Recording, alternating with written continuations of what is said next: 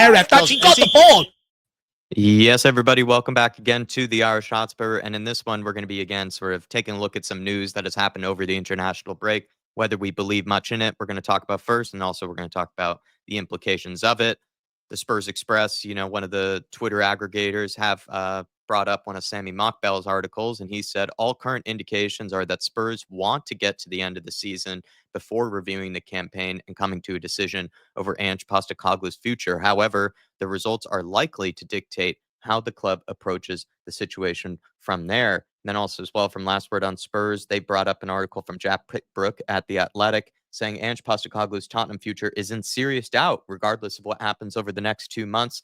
There are question marks over Postecoglou's long-term future. The 59-year-old will have 1 year left on his Spurs contract this summer with the option of a fourth, but his future is in serious doubt beyond this season. And then this is where we connect this to Andoni Iraola. This as well has come from Jack Pickbrook. He was saying that if Iraola is Tottenham's top target to become head coach, if they part company with Ange Postecoglou, Iraola has 1 year left on the contract he signed at the start of the season. And if Tottenham want to appoint him, they would have to pay £10 million, around $13 million release clause, although this is unlikely to be a barrier for Tottenham Hotspur. Now, Dave, the first kind of question is, maybe briefly, is this just articles being put out for the sake of it, sort of fill the void of the international break, from some of these ITKs? Or do you really believe, that Spurs are going to be making some serious considerations, and doing that end of season review over Ange Postecoglou's future? Look, part of me thinks, some of it's just clickbait, to a certain degree.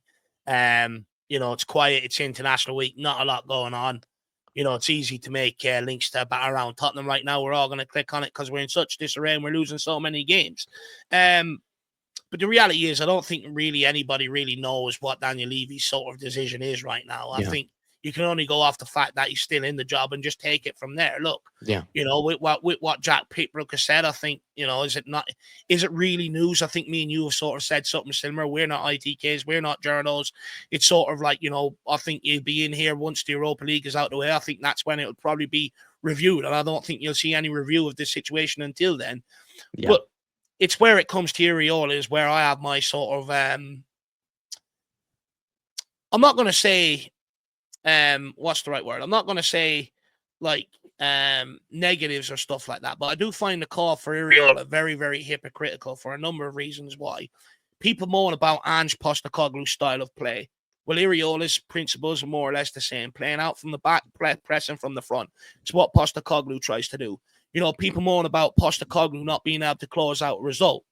Well, Iraola dropped the 2-0 lead against us, not so long ago. People moan about Postecoglou's CV. Who has he managed before Tottenham? He's only had Celtic, Yokohama Marinos on his CV and stuff like that.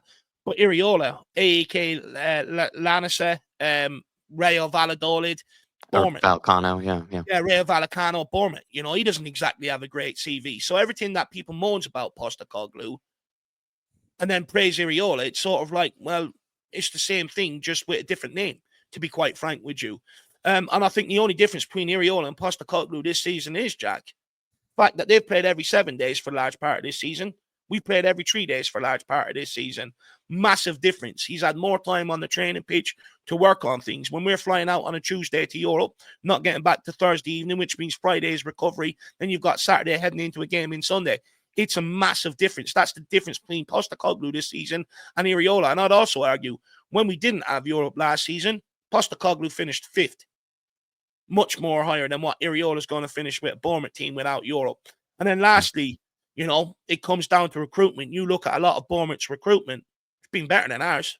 No one wants to talk about it. And that's why I find the whole Iraola thing hypocritical to a large degree. At the end of the day, I don't really like talking about any manager until we've made a decision on the manager that we've currently got. However, I do understand when you're losing games, it's the nature of the beast, right? Speculation happens. People get linked to the job and stuff like that. But at the end of the day, I'm going to wait and see what decision they make on Postecoglou moving forward. But I just wanted to highlight that I do think people that are calling for Iraola, it's a bit hypocritical considering that a lot of the things you aim at Ange, it's very similar.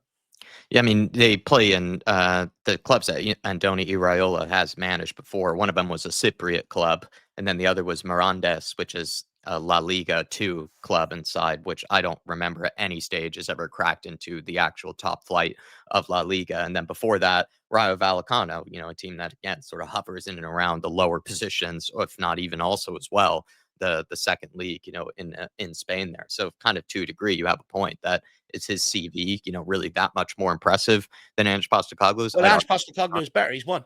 Yeah, he's won trophies at where he's been. Whereas, Iraola, I actually have a lot of respect for. I think he's done great since coming to the Premier League. I think he's adapted quite well to it, with after having a pretty shaky start to begin with. But, he's showing that he is a solid manager and a capable one. But it does seem like he's just more of a flavor of the week, kind of Yeah. manager, of this year where he's had a decent enough season. But like you say there, he's kind of a bit to a degree like what Postecoglou had last year. Postecoglou finished as high as fifth, with the Spurs, was challenging, for the top four for a long, long time until kind of the final stages of the season where we did end up taking a lot of losses. But, you would say that Postecoglou was one that benefited from not having to play too often, played about once a week, every 7 days, just like Iraola. And then, was able to get, that Spurs team, close to the top four positions there. And then since then, we've had a much different campaign this year, which is rightfully so, raised some question marks over, how good is this going to be long term? But that's where I kind of am in agreement with you. What has Iraola really shown that has been actually that much different to Ange Postecoglou? And the other thing I would also say with in Iraiola's case is like, people kind of sort of say, well, look at his team. It's Bournemouth. They're terrible. And it's like, I think people say that because it's Bournemouth. And that's what we usually think of Bournemouth. They're usually a team Yeah. that wouldn't have good players, that you would think mostly would just be a bunch of rejects, a bunch of kind of garbage But players. But I don't think that's actually necessarily the case. You actually I look at think, the Bournemouth team.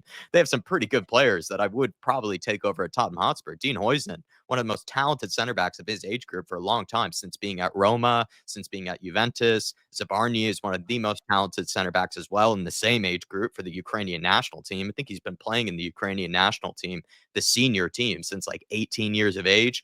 mm, Kirkhead, someone Dave was raving about from AZ Alkmaar. He's done great since coming to the Premier League. I pretty much steal their whole forward line and replace it with ours. As much as I love, the likes of Sonny and Solanke, I think we know that in Solanke's case, he's probably on par with the likes of Evan Nielsen, for the most part. And then you look at someone like Semenyo. Dave and I have really raved about Semenyo, mm, not just this year, but for the last 2 seasons, we've been raving about Semenyo, someone who mm, I really come to the fold in the Premier League. Justin Cliver, very, very highly rated throughout his career. He's just finally, I think, starting to yeah. mature, finally starting to take hold here. But he was at RB Leipzig, he was at Roma, he was at some massive clubs, during his time, and has developed his craft. And then you look at Marcus Tavernier or Sinistera. Sinistera, actually, the backup winger for them. He was the top scorer, I think, in the Conference League for Feyenoord, during their huge run under Arne Slot, if I'm not mistaken. So they Yeah. actually have a better team than I think people give them credit for. Not saying Iraola isn't doing a bad job. He's doing a great job with this team.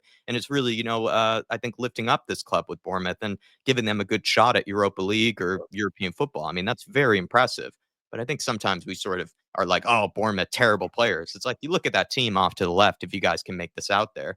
I don't really say that that's a terrible team. In fact, the other manager that we're being linked with, Marco Silva's side, I'd argue that maybe his team is actually, in my opinion, a bit worse. I wouldn't really take that many players from this Fulham team. I would say the majority of them are Premier League kind of rejects or just players that have been to a degree rejected from their Mm, previous clubs and have been sort of shifted off to Fulham, and he's assembled a decent enough sort of side out of it. But again, I wouldn't actually steal as many players from the Fulham team as I would from the Bournemouth team. The Bournemouth team, I'd mm, probably take about 4 to 5 players there over there at Tottenham Hotspur. So this is where I'm coming from. I think Iraola, I don't really see what makes him that much more impressive than even Marco Silva on the list. I'm not saying I would even want Marco Silva right now, over Ange. mm. It's just that the praise that Iraola has received for this year, I think has been a more of like a just, he's recency bias, flavor of the week, type of thing. Mm. I think I agree with you, Jack. People sort of go off, oh, it's Bournemouth, and they're taking the mind back to the Eddie Howe era, where they were recruiting a lot of English players, a lot of homegrown recruitment going wrong. But when people talk about Bournemouth now, no one talks about how they have changed their recruitment. They're bringing in players from across Europe that have played in European competitions with European experience. They've changed their recruitment, and also with Iriola, it was about 6 months of last season. Many people were calling for him to be sacked You know, he's not better than who was the guy in before him, Scott Park or something like that. You know, blah blah blah blah blah. But they kept him there. They backed him, and look at the benefits they're getting out of it. You know, so when it comes to Iraola, if people are calling for Iraola, you need to call for the recruitment to come with it. That's why he's done well at Bournemouth. If you bring Iraola to Tottenham without giving him the recruitment, you're going to see the exact same thing pan out that we've seen every tenure since Pochettino. Your recruitment is important. But I just thought I needed to highlight that about Iraola, because a lot of the things that people, aim at Postecoglou, the style of play, the CV, etc. I mean, no one wants to highlight that Iraola's is the exact same way. It's a bit hypocritical, so I just wanted to highlight that. But for me, the massive difference is they've changed tact in their recruitment. We've changed tact in our recruitment. They've gone one way, we've gone another. Yeah, no disrespect to Iraola whatsoever. I think he's doing a great job there. It's just, I find it to be sometimes a bit of overly praising in comparison to someone like an Ange Postecoglou. And I'd actually say maybe some of the other candidates on the list have maybe been overperforming more than even I think Iraola has. But that's our opinion at the end of the day. Let us know what you guys think. Is this your guys' top candidate? If Ange Postecoglou were to go in the summer. We also sort of talked about, in the very beginning of this, the fact that these articles have even been coming out in the first place seems to be just sort of, the fill the void, type of articles that sometimes can't come out during these boring international breaks. So do support us. We try our best to as well, give you guys the content, always football related at the end of the day, always Spurs related over these international breaks. So if you want to support the channel any further, consider becoming a member. We'll be back to regular duties this coming week. Monday fan show, big game against Chelsea on Thursday, and all that good stuff. We'll see you very soon, everybody. Come on, you Spurs.